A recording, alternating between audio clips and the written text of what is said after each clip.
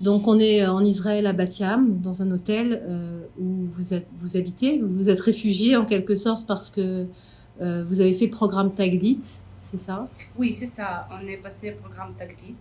Et le jour qu'on doit retourner en Ukraine, notre vol, il est pas décalé. Donc, Taglit, il est retour ici en En Israël. Israël, en Bat Yam. Et merci beaucoup de Taglit et tous les organismes qui occupent de nous parce que c'est choc. On est très stressant. Euh, Qu'est-ce qui se passe à la maison et en plus on ne connaît pas où on est resté ici, donc on est bloqué, c'était un stress. Et merci tout le monde, je peux dire tout le monde en Israël parce que vraiment ici les gens, il est magnifique. Ils t'ont accueilli. Voilà. Donc, on explique un peu la situation. Vous deviez faire un voyage en Israël et rentrer dans votre pays en Ukraine. Oui, normalement, on doit retourner en Ukraine, mais on est arrivé en aéroport et on attend notre vol, on a posé notre valise, notre bagage, on attend jusqu'après 10 minutes, notre vol il doit décoller, mais le pilote vous pilote, annonce. Il a dit oui, excusez-moi, notre vol ne peut pas décoller, donc s'il vous plaît, sortez. Donc, et là, vous ne savez pas ce qui se passe. Vous on savez pas ne connaît pas qu'est-ce qui se passe. Que la guerre a commencé. Oui. Non, on ne connaît pas. Et en même temps, on est ouvert le téléphone pour voir qu'est-ce qui se passe. Pourquoi? Parce que le pilote, il a dit l'Ukraine, elle est fermée. Elle est fermée. Et on vous ne saviez peut pas pas ce qui rentrer se dedans. passe. Donc, on est ouvert le téléphone pour voir qu'est-ce qui se passe. Et j'appelle en même temps, j'appelle ma famille en Ukraine. Je demandais qu'est-ce qui se passe là-bas. Elle a dit c'est la guerre. La guerre commençait. Mais... Excuse-moi. Yana. Donc, on t'annonce que c'est la guerre. Et donc, toi, tu as ta famille qui est restée. Restée en Ukraine. Et voilà, et moi, je reste ici par l'instant. Et donc, qu'est-ce que tu as comme famille en Ukraine? Tu as ta mère, tu as... J'ai mon frère, ma sœur et ma grand-mère. Et mon frère, elle est partie en militaire. Et ma sœur, avec petit bébé, elle reste en Ukraine. Et ma grand-mère, elle est vieille, 90 ans. Elle reste seule. Donc, c'est ça, mon cœur, elle est juste à cause de grand-mère parce qu'elle est seule. Moi, j'habite pour deux pays, France et l'Ukraine, parce qu'à cause de ma grand-mère. Elle ne peut pas bouger, je ne peux pas récupérer en France parce qu'elle est vieille, elle ne veut pas bouger. Et moi, je reste avec elle plus que possible. Donc, c'est pour ça, après le Taglit, je préfère retourner en Ukraine pour rester un peu avec ma grand-mère. Mais voilà. Et est-ce que depuis que la guerre a commencé, tu as des nouvelles régulières de ta famille? Non, pas régulière. Parfois, toutes les journées, il n'y a pas d'aucune nouvelle. C'est juste, j'ai ouvert le nouvelle locale et je vois, il y a la guerre, il y a les attaques. Et vraiment, c'est très stressant. J'attends que quelqu'un puisse me répondre, mais aucune ne m'a répondu. Pas famille, pas les amis, tout le monde ne répond pas. Et chaque moment, je compris, peut-être c'est aujourd'hui, il est mort, peut-être c'est aujourd'hui. Mais non. Merci mon Dieu, non, par l'instant. Et donc, là, aujourd'hui, tu as eu des nouvelles quand même pour savoir aujourd'hui, ce soir, oui. Et ils sont dans des abris, ils ont pu rester chez eux, Ma sœur, elle va bien, mon frère, elle va bien. Et aucune nouvelle à cause de ma grand-mère parce que c'est bloqué, mon ville elle est bloquée par les militaires et les gens ne peuvent pas bouger tranquille.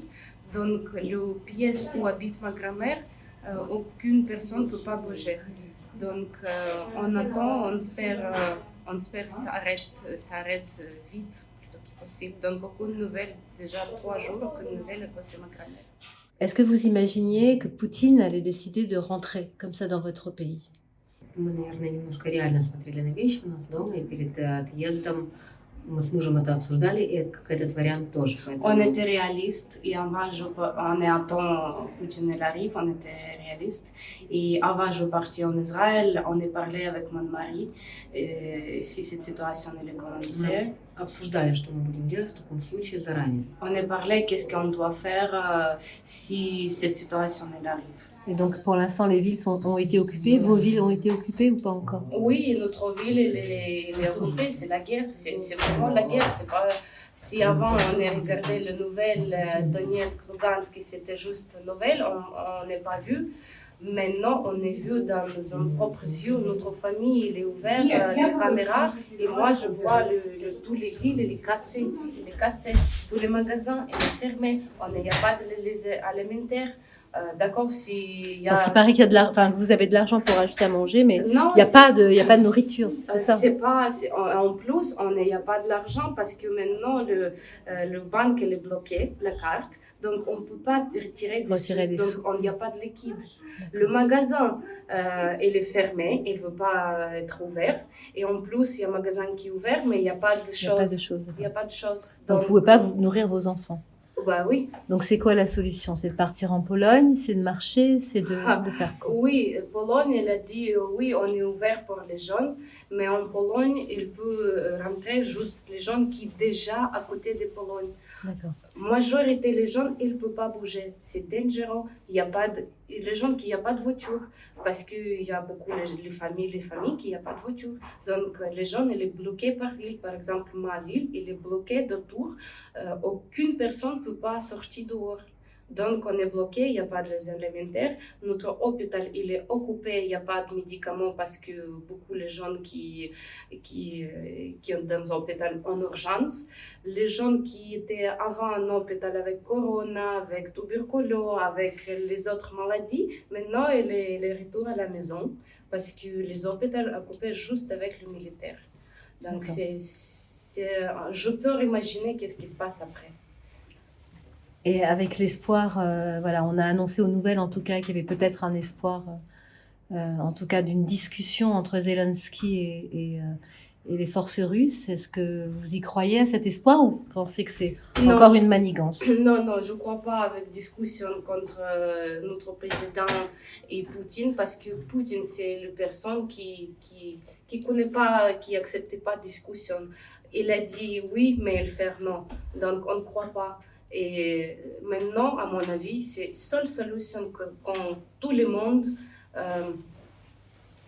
est ensemble. En plus, c'est l'Europe, parce que l'Ukraine, pour l'instant, elle est protégée, l'Europe. Si l'Ukraine elle est perdue, c'est le Poutine, il peut venir en Europe directement, facilement. Donc, à mon avis, je ne sais pas militaire, mais à mon avis, l'Ukraine, c'est stratégique territoire pour l'Europe. Et à mon avis, c'est l'Europe qui doit aider l'Ukraine reste contre la Russie. J'espère pour toutes les Ukraines le paix, liberté et tranquillité, arrêter la guerre et trouver une solution pour le futur. Et ça doit être une solution solide. C'est pas juste pour aujourd'hui ou demain, ou on va voir. Parce que déjà, vite, il y a la guerre en territoire les Ukrainiens. Maintenant, ça commence à évoluer. Donc, on doit faire quelque chose. Une solution, ça doit être une solution solide. Solide et qui dure. Voilà. Donc, à mon avis, tout le monde doit parler avec le Poutine et trouver une solution pour les Ukrainiens.